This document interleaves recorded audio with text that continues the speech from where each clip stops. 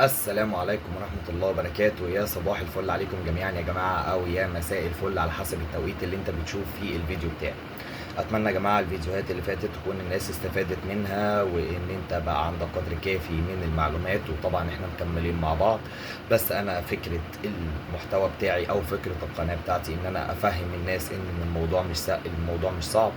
الموضوع بس محتاج شوية اجتهاد، وان انت تقدر تحقق حلمك وتقدر تسافر اي بلد انت تقدر تسافرها. بس استخدم عقلك، ده رقم واحد. رقم اتنين، ما تستسهلش. رقم تلاتة، ابعد عن المكاتب النصابة واللي بتبيع للناس الوهم. تمام.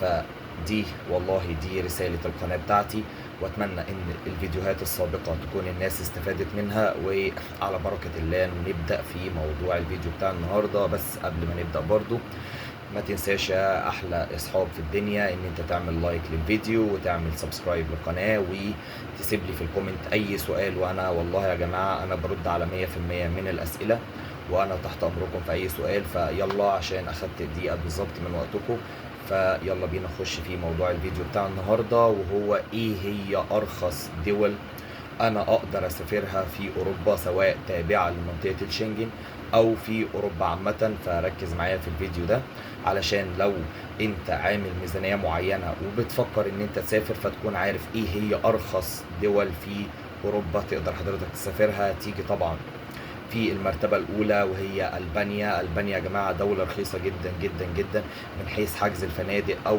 حتى الطيران او حتى المصاريف الشخصيه اللي حضرتك انت هتصرفها جوه البانيا. وهي كمان للمصريين من غير فيزا، مفيش اي مشاكل، بالباسبور بتاعك بتقدر تخش.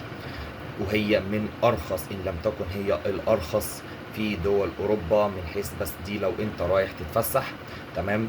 مش ان هي شغل، مش حاجه تانية. لا، انت مثلا رايح تتفسح او اخد زوجتك ورايحين تتفسحوا، فدي اختيار كويس جدا. مناظر خلابه، حاجه تحفه. تمام. ورخيصة جدا جدا جدا جدا ليك. فاختيارك الأول يكون لدولة ألبانيا. في رقم اتنين وهي المجر.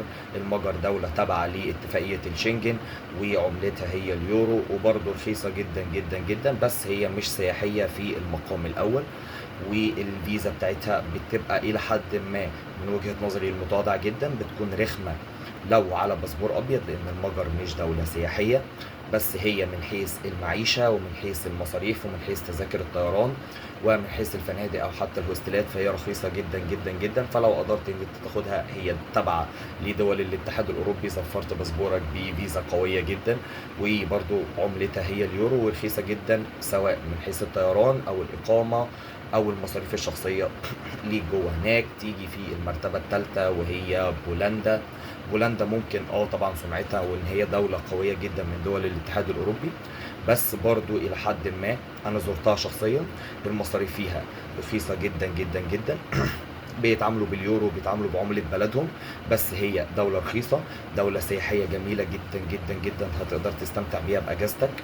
فبرضو دي أنا من وجهة نظري وأنا زرتها شخصيا، هي برضو دولة رخيصة جدا تابعة لدولة الاتحاد الأوروبي ومنطقة الشنجن. فهي برضو من الاختيارات اللي أنا شايف إن هي رخيصة جدا، وحضرتك تقدر تستمتع بيها بفسحة، ودولة قوية جدا من حيث ان انت تبقى زفرت باسبورك بدولة قوية. تعديل الوضع فيها سهل يا جماعة، حتى لو لقيت شغل او حتى لقيت زوجة، فبيبقى تعديل الوضع فيها كويس جدا. وتقدر تستخدم فيزة السياحة زي ما انا قلت لحضرتك قبل كده، ان انت بتروح هناك وبتدور على شغل. الشعب بتاعها مسالم جدا وطيب جدا جدا، وبيحب يتعامل مع الاغراب والناس اللي هي مش من اهل البلد. بالنسبة لهم بيبقوا مألوفين بالنسبة لهم، فمش هتقابل حتة عنصرية، مش هتقابل ناس بتضطهد والكلام اللي انت فاهمه ده. لا، شعبها جميل جدا، شعبها طيب جدا، ودولة رخيصة. فأنا أرشح لك جدا جدا بولندا. وكمان حتى برضو هو ده مش من موضوع الفيديو بتاعنا، بس دي أنا برضو حبيت أنبه عليها. الدراسة فيها رخيصة جدا، القبول في الجامعات بتاعها سهل جدا، الشروط بتاعة القبول في الجامعات سهلة جدا جدا جدا، بالذات أوروبا، سوري أنا آسف، بالذات في دولة بولندا. دي الدول اللي أنا من وجهة نظري شايفها إن هي رخيصة إلى حد ما لو أنت رايح تتفسح.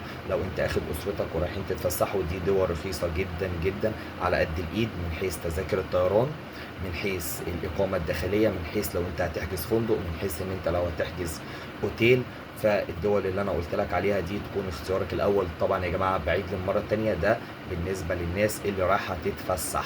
انا عارف ان اغلبيه الفيديوهات بتبقى ازاي اعدل الوضعي والفيز وعقود العمل والكلام ده كله، بس انا النهارده حبيت اعمل فيديو لطيف للناس اللي هي فعلا بتحب تتفسح. فهي دي الدول، عايزه دول اوروبا، فهي دي الدول اللي من وجهه نظري رخيصه جدا ليك، وبتبقى برضو زفرت باسبورك بدول قويه. فمحتوى الفيديو بتاع النهارده عن كده. ما تنسوش يا احلى اصحاب في الدنيا نعمل لايك للفيديو ده، وسيب لي في الكومنتات اي سؤال حضرتك عايز تسال فيه وانا هرد عليك، والسبسكرايب عشان القناه تكبر بيكم. اشوفكم في الفيديو بتاع بكره ان شاء الله، والسلام عليكم ورحمه الله وبركاته.